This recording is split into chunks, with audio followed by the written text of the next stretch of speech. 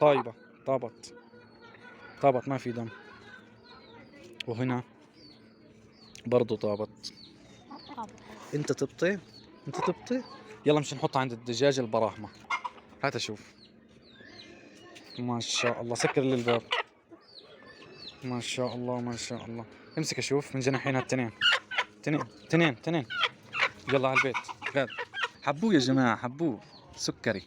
طلع كيف اكلوا كله ما شاء الله. ما شاء الله. كثير كثير مفيد. التمر او البلح او ايا كان تمشي فينا اكله. هو صراحة طعمه حلو. شايفين قاعد بياكل فيها عابر. خلينا نشوف الأنثى هل بتاخذ ولا لا.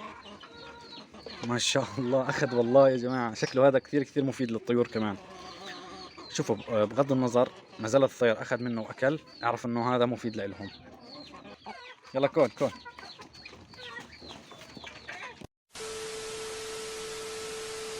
لي 4 ساعات بصور 4 ساعات بصور.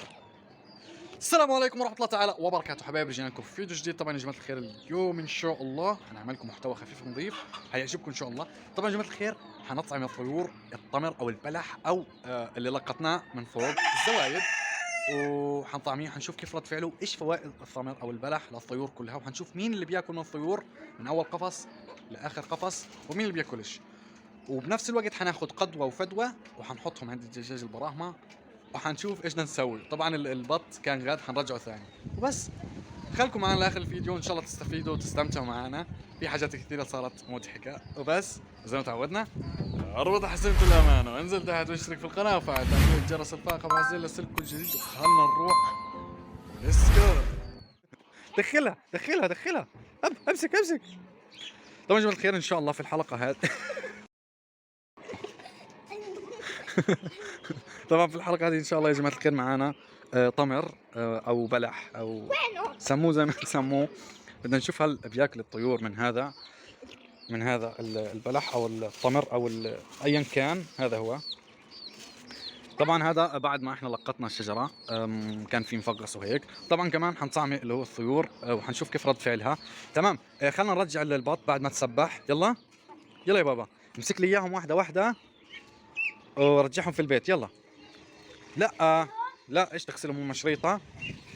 يلا يا بابا بابا. ولك خلاص. فكرها ممسح الولد. يلا يا بابا. حرامية. يلا يلا يلا وانت ماسكه وانت ماسكه. روح حط يا شيخ يلعن. يلا يلا يلا يلا. وهذا هذا اصعب شغله انه احنا نروح ناخذهم ونحطهم في البيت. مسكتها. يلا اطلع اطلع اطلع اطلع عشان ما اقتل الكشه اللي تطلع. يلا يا بابا. شريطة هي مش شريطة. يلا حطها. تعال تعال. لا لا بشويش. لا لا لا بشويش.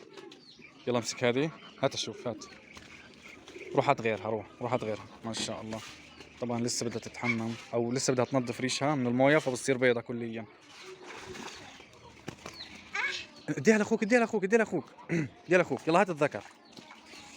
ما شاء الله. طبعا هذا البط السوداني. طيب ماشي. درجة على البيت درجوا على البيت عشان نكسر لنا الشجر. تعال تعال امسك امسك امسك انت هذه. امسك هذه وانا بمسك هذا. تعال يا حج تعال. بسم الله. طوال انت.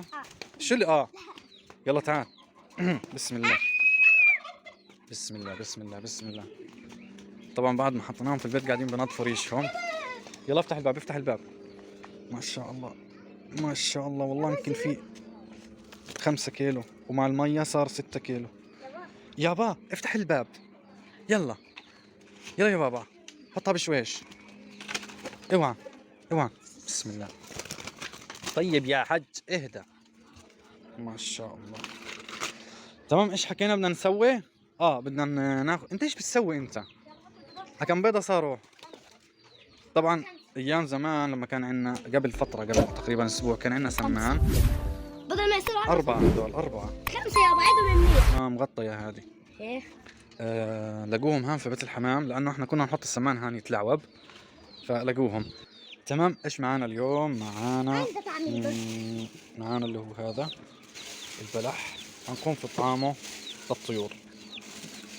تعال بس تعال نشوف كيف ردة فعلهم، هل حياكلوا ولا لا. مش عارف صراحة. قبل سنتين طعميتهم وأكلوا، مش عارف صراحة. أكله. استنى شوية. تمام حناخد شوية هيك. يا حج هيو يا طفس هيو، ما شاء الله بتاكل قاعدة زي الحلاوة. والله. طب هذا اصبعي، طيب اكل اصبعي اكل اصبعي. ما شاء الله حبوه يا جماعة، حبوه سكري. طلع كيف اكلوا كله، ما شاء الله ما شاء الله. تمام يا جماعة الخير. بالنسبة لهذه الرومية فهي لصلاح، حطها عندي لأنه ما عنده ذكر. إن شاء الله أول ما يجيب ذكر حياخدها، أو لما تبيض مش عارف صراحة، مش معروف. تمام خليناها معنا، وزي ما انتم شايفين تقول لها عايشة معنا 50 سنة وبتاكل من إيدي وعادي فري، ما في أي مشكلة معهم. تمام عندنا هان الرومي أكل. تعال سكر لي الباب، خليك فاكرها وبس. تمام خليك فاكرها سيبك منها وخليك فاكرها. تعال ساعدني، سكر لي الباب هذا يلا.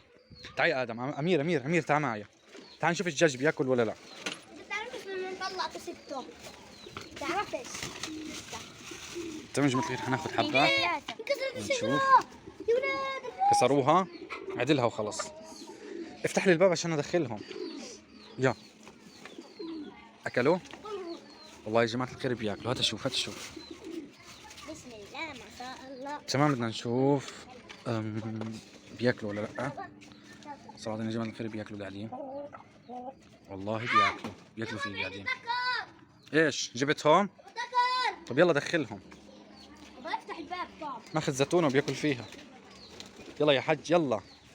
شايفين بياكل قاعد من البلح او الثمر او ايا كان، ما شاء الله. تمام بعد ما طعمناهم زي ما شايفين حندخلهم في البيت. هات شوف بياكل البراهمة. هات شوف يا بابا. هات دخيت تستاهل. سيبهم انا طلعتهم يلعبوا شوية. بدنا نشوف شحبور بياكل منه ولا لا. بسم الله. ايش يا بابا؟ نروح نفطر دنيا اخر ليل. تمام جماعة الخير زي ما شايفين اكل من الثمر والبلح. هي يعني تدويقه، مش انه الشبع، لا تدويقه. والرسول عليه الصلاه والسلام يعني نصحنا ان ناكل اللي هو البلح والثمر من فوائده العظيمه، ومن اللي فيه موجود كثير مفيد. الثمر او البلح او ايا كان شايفين اكلوه. هو صراحه طعمه حلو، شايفين قاعد بياكل فيها عابر. ما شاء الله طفس عابر طفس بياكل ايش مكان، حط له ايش مكان بياكل. تمام خلينا نروح نشوف طيور ثانيه بتاكل نفس الاشي ولا لا. خلينا نروح للشبابي. تمام يا جماعه خلينا نشوف الشبابي هل بياكل هذا الثمر ولا لا. زي ما شايفين اخذوه، والله اخذوه يا بابا، والله اخذوه بكل جدارة. هذاك ليش تشمله؟ ما شاء الله ما شاء الله ما شاء الله. اخذوه غاد نازلين ياكلوا فيه غاد. كل واحدة اخذت لها واحدة وشردت هربت. تمام خلينا نشوف الطاووس بياكل منه ولا لا. ايش رايكم؟ لا احنا بدنا نشوف الطاووس وبعدين اللي بزيد بنطعميه للبط. تعال نشوف الطاووس بياكل منه ولا لا. ايش الطاووس؟ هات شوف افتح. خير؟ لا افتح واطلع برا. افتح واطلع برا. اسمع روح كل انت وياه، روحوا كلوا. بس قبل ما تاكلوا تعالوا. تعال يا ادم، فيش عندهم ميه، عبي لهم ميه. امسك عبي لهم يا بابا ميه وبعدين بتروح تاكل. تمام نشوف هل بتفاعل الطاووس مع هذا البلح ولا لا. نشوف. والله اخذ. طيب اخذ يا جماعه، اخذ وجري فيها. خلينا نشوف الانثى هل بتاخذ ولا لا. ما شاء الله اخذ والله يا جماعه. شكله هذا كثير مفيد للطيور كمان. شوفوا بغض النظر نزل الطير اخذ منه واكل، اعرف انه هذا مفيد لهم. زي ما شايفين اخذت قاعده بتاكل فيها. دوقتها لقيتها حلوه. عبيت. يلا فوت. ايش مال الحمام؟ هاي بابا ايش مال الحمام؟ نازل بطير هان. في اشي انت حاطط حاجه؟ عشان يخربون البيت. طب هلقيت انت لما تروح تاكل حخرب لك اياه. زومبي ما شاء الله عليكم. تمام يا جماعه الخير خلينا نشوف الطيور الثانية هل حتاكل ولا لا. على العموم احنا حطينا هنا الطاووس ونزل بياكل منه زي ما شايفين، اكل. وحنخلي له اللي هو الباقي ياكله في الاكالة تبعته. وحناخذ ما تبقى معنا ونروح نحط للشباب او للدجاج وبعدين لشوية لغاد. ها يا نشوف ايش نسوي هان. بسم الله. يا فلفل فوت يا فلفل. فلفل هذا ملهوش حل. فلفل لا انا عارف احط لك ولا انا عارف اتنيل. ابعدوا. لازم تاكلوا بهدله. يلا كل كل. هات اللي شردت. هات اللي شردت. هات اللي شردت. ما شاء الله بياكلوا يا جماعه الخير البلح بنهم زي ما شايفين. ما شاء الله. يلا كول كول. طبعا هذا كان معاه كمان شويه دوابر البيت يعني زي هيك. فوتي يا سنيورة. فوتي فوتي عشان ما وسختيش القيت. تعالي تعالي تعالي بس تعالي. فوتي فوتي. طيب خلينا نشوف ايش كمان برضه ياكلوا. على فكرة احنا زمان ما شفنا قدوة، نشوفها القط صح؟ تنجم الخير حنحط للشباب البط، هو بحب اللغوصة، فاللي ضايل معانا شوية لغوصة حنحط له اياها زي ما شايفين. حيبدأ انه هو ياكله كل نهم. مش حياكل منه. اسمع سكر الباب. سكر الباب. سكر الباب. خلنا اروح اغسل ايدي وارجع نشوف قدوة ايش صار فيها. بكون ادم جاي. تمام جماعة الخير حنروح نشوف قدوة ايش جبت. برضه زوايد البيت هتشوف. تمام. اسمع حط لي هذول للشباب هذول. امسك يلا اوعى يطلعوا. حط لي يوم للشبابي. طبعا هذول زوايد البيت. روس البندورة لا شبابي هذول حطيت لهم انا. طيب نقولهم من هان لهان. يلا يا بابا انت لو انك ركزت معايا بس انت ما ركزت. تمام جماعة الخير خلوا هو يعني نقولهم احنا خلنا نروح نشوف قدوة. مش كلهم خليهم نتفة لانه كان في نتفة. ايوه جدع. خلص يلا حط للباقي. حط للشبابي. ايوه كان حطيت في الاكالة. هجموا عليك يا خلاص. انا على اللي بهجموا عليه يا خلاص يا اللي مقطع السمكة وديلها. تعال ايش صار في السمك تبعكم؟ الحلقة الجاية ان شاء الله بنعملهم عن الحلقة الجاية وبنحكي لهم ايش سوينا وايش اشترينا من الكلام هذا. منيح تمام. خلينا نروح نشوف قدوة. يلا امشي امير. تمام جماعة الخير لو لقيناها يعني مش يعني منيحة وبخير حنقولها على السريع على بيت الدجاج البراهمة. خلينا نشوفها. لا يا بابا بدنا نشوف اول شيء نعينها هل حيضربوها ولا لا. على ما يبدو انه هي يعني تعافت وتماثلت في الشفاء ومش مضروبة يعني مش ما فيش فيها دم. ما فيها دم يا بابا. ما فيها دم. هلقيت بنشوف. تعالي يا حجة تعالي بس تعالي. تعالي بس تعالي بدنا نشوفك. تعالي امسك اشوف. طيبة طابت ما في دم. وهنا برضو طابت. انت تبطي. يلا مش نحطها عند الدجاج البراهمة. حرام يابا. ليش حرام؟ تعال دجاج البراهمة. لا الولد منسطل. هي تقريبا هذا رابع فيديو نصور. نهد حيلنا واحنا بنصور. طبعا كله لاجلكم عشان اليوم اجازة بقول لك. يلا شوف بعد هيك مش حشوفهم لانه حيكون عليهم يا امتحانات يا اما حاجات ثانية. تمام شوفهم هل هيضربوها. على ما يبدو انه اخذوها خلاص. تمام هات نروح نجيب اختها. اختها الثانية. يلا يا بابا اعمل ليش هيك. اعمل لي هيك على الشق الثاني بدل ما تعمل هيك اعمل هيك. ايوه على الشق الثاني. ايوه يلا. يلا يا بابا جدع يا ناس جدع. اسمع الكلام هلقيت بدي اديها احلى مفاجأة وهدية. يلا شوف امسكها منيح. هات اشوف. ما شاء الله سكر لي الباب. ما شاء الله امسك اشوف من جناحين هالتنين.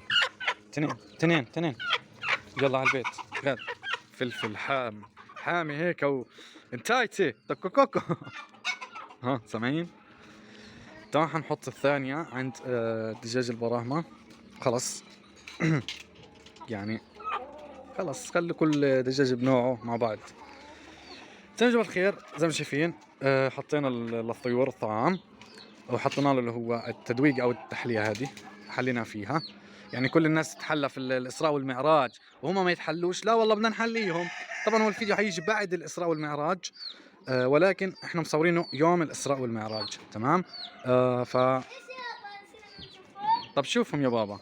فاليوم عندنا تقريبا اليوم هو مولد النبوي، اللهم صل وسلم وزد وبارك على سيدنا محمد. فكانوا الاولاد قاعدين من المدارس، فقلنا نعمل لكم كم من حلقه. فاكيد هذه الحلقه هتنزل ميلاد النبي عليه الصلاه والسلام. فان شاء الله يعني انا ايش حكيت؟ الاسراء والمعراج؟ لا يا جماعه معلش اعذروني، انا بعتذر. اليوم اللي هو ميلاد النبي او ميلاد سيدنا محمد عليه الصلاه والسلام. ف مش عارف صراحه. والله يا جماعه الخير اللي عنده ادم وامير ما شاء الله ما شاء الله ما شاء الله. يعني عقلي بدي نوتة، بدي اقعد في دفتر ونوتة اقعد اسجل ايش انا بدي اسوي ايش بدي اسوي، لانه كثير عن 10 اولاد ما شاء الله. الله يخلي لكم اولادكم ويخلي لنا اولادنا. وبس كان معنا ادم وامير. شقلبوا الاسامي عادي. انا امير سيد، امير عباس. حبايبي بكم نكون وصلنا لاخر الفيديو. بتمنى لو عجبكم الفيديو تنزلوا تحت تشتركوا في القناه وتفعلوا تنبيه الجرس لتعرفوا عايزين يصلكم الجديد. حبايبي مرشحك اليوم من السلام اكثر من الصلاه على النبي. اذكروا الله يذكركم، استغفر الله يغفر لكم، والسلام عليكم ورحمه الله تعالى وبركاته. سلام يا جماعه.